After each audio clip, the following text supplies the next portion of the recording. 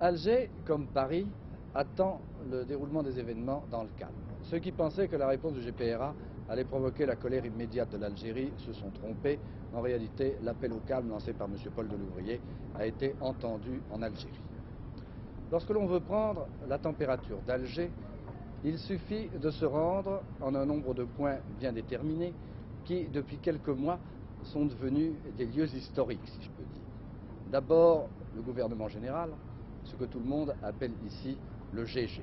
Par précaution, le bâtiment du gouvernement général est gardé par la gendarmerie. Oh, il s'agit d'une précaution toute symbolique, car jusqu'à maintenant, aucun mouvement de foule ne s'est produit sur le fameux forum qui rappelle l'époque du 13 mai. Le forum, généralement, est un immense parc à voitures.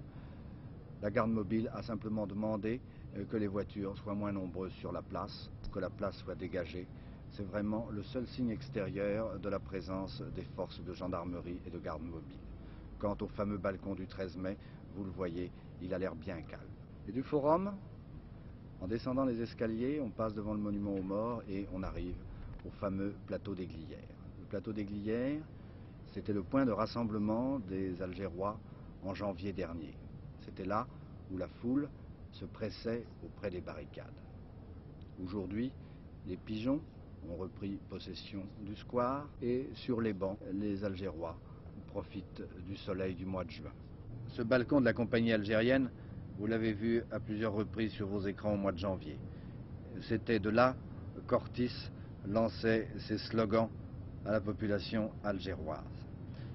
Et il faut faire appel à tous ses souvenirs et même presque à son imagination pour réaliser que c'était à cet endroit précis, à l'extrémité de la rue Charles-Péguy, que se dressait la principale barricade. Aujourd'hui, ce qui fut autrefois le quadrilatère de l'insurrection a retrouvé son visage normal. Il devient évidemment difficile maintenant d'élever des barricades rue Charles-Péguy ou rue Michelet, car les travaux publics ont profité des derniers incidents du mois de janvier pour remplacer les pavés par du macadam.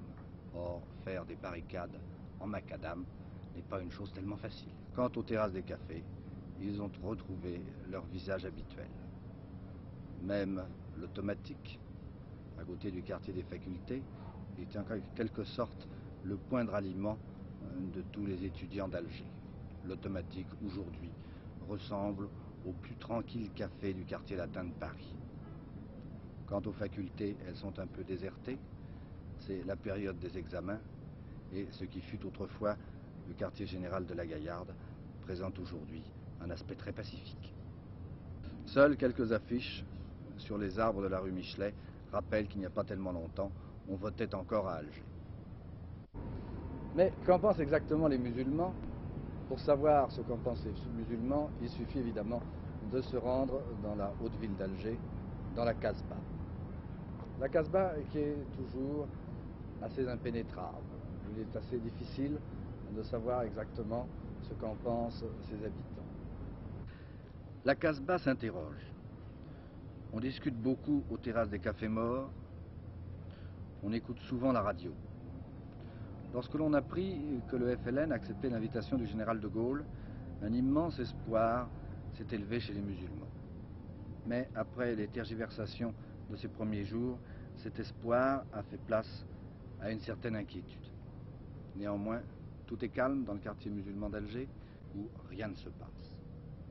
Mais que sont devenus dans tout cela les activistes, c'est-à-dire ceux qui étaient responsables en grande partie des événements du mois de janvier dernier?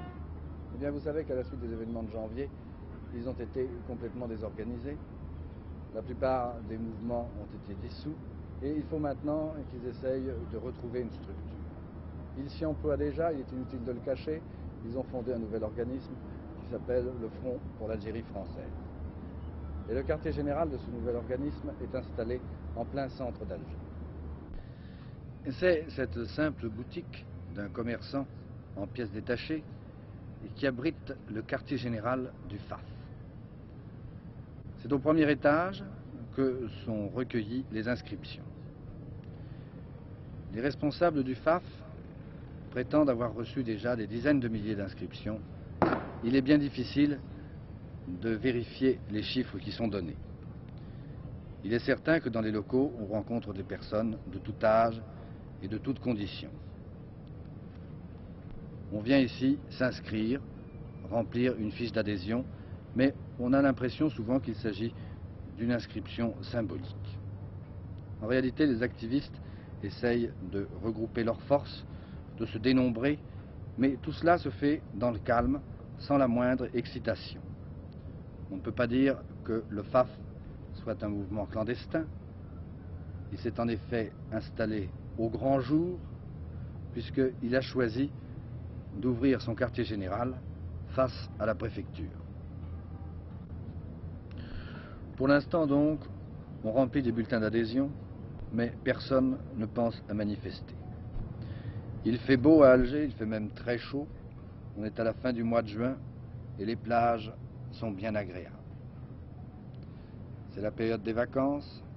Nombreux sont ceux qui s'apprêtent à prendre le bateau et l'avion pour se rendre pendant quelques semaines en métropole. Les événements, après tout, n'ont pas l'air d'aller si vite que cela. On a le temps de la réflexion, on a le temps de voir ce qui va se passer.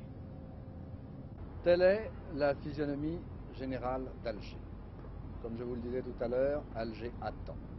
Certains avec beaucoup d'espoir, d'autres avec une inquiétude à peine voilée. Mais Alger est calme, espérons simplement que ce calme durera toujours.